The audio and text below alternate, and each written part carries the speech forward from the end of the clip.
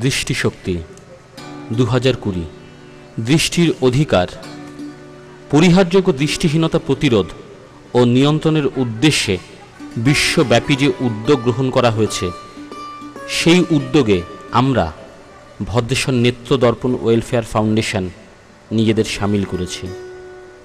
আমাদের সেই প্রচেষ্টার মধ্যে দিয়ে এই জেলার বিভিন্ন প্রত্যন্ত গ্রামগুলোতে দরিদ্র মানুষজনদের কাছে গিয়ে অন্ধত্বের কারণ ও নিবারণ সম্পর্কে তাদের সাথে মত বিনিময় করেছি। আমাদের এই ভারতেই রয়েছে 11 মিলিয়ন বেশি দৃষ্টিহীন। 80% অন্ধ ব্যক্তি সেরে উঠতে পারেন বা অন্ধত্ব প্রতিরোধ করতে পারেন। আবার অন্ধ ব্যক্তির 62% হল ছানিগ্রস্ত। এই ছানিগ্রস্ত মানুষদের কাছে আমাদের যাওয়া, তাদেরকে আমাদের অপারেশনের সুযোগ পাইয়ে দেওয়ার জন্যে তাদের গ্রামগুলোতে সেই মানুষজনের পরিবারের কাছে আমাদের প্রচেষ্টা, আমাদের মত বিনিময় করা এবং তাদেরকে সংগঠিত করে আমাদের সংস্থার মধ্যে এনে তাদের বিভিন্ন পরীক্ষা করে তাদেরকে আমরা আগামী দিনে যেখানে অপারেশন হবে সেখানে নিয়ে যাওয়ার জন্যে তার পরিকল্পনা গ্রহণ নিয়ে চলেছি সরকারি হসপিটালে কলকাতায়, রিজিওনাল ইনস্টিটিউট অব অপথ্যালমোলজিতে তাদের দৃষ্টি ফিরে পাওয়ার জন্য।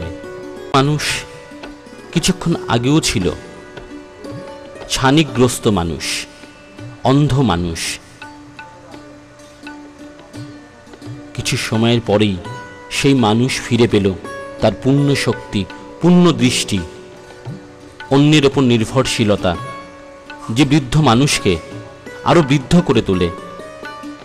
সেই বৃদ্ধ মানুষের অন্ধত্বকে আমরা ঘোচাতে চেষ্টা করেছি।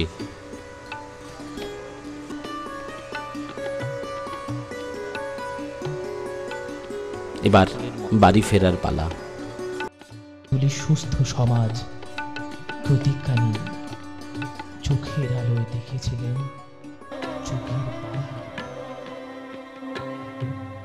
চোখের আলোয় দেখেছিলেন চোখের বাহিরে, অন্তরে আজ দেখব যখন আলোক নাহিরে। চোখের আলোয় দেখেছিলেন চোখের বাহিরে।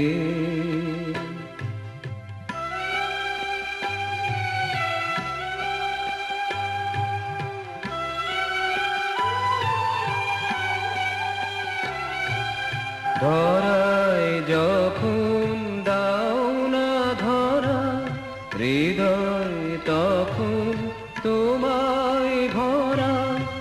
এখন তোমার আপন আলো তোমায় চাহিরে। চোখের আলো দেখেছিলেন চোখের বাহিরে।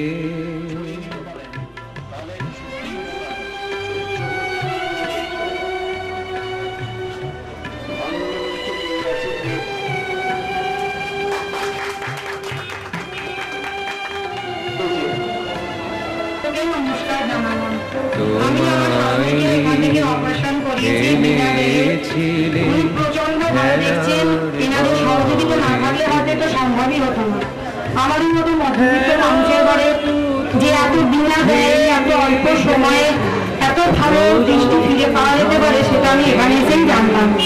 আমি প্রতিটি মানুষকে জানাচ্ছি যে এনাদের সঙ্গে আপনারাও সহযোগিতা করুন। এনাদের সহযোগিতা তো আছেই, তার সাথে আপনারা নিজেরাও সচেতন হন, তবেই এই অবস্থা আরো খেলেছিলেন খেলার ঘরেতে, খেলা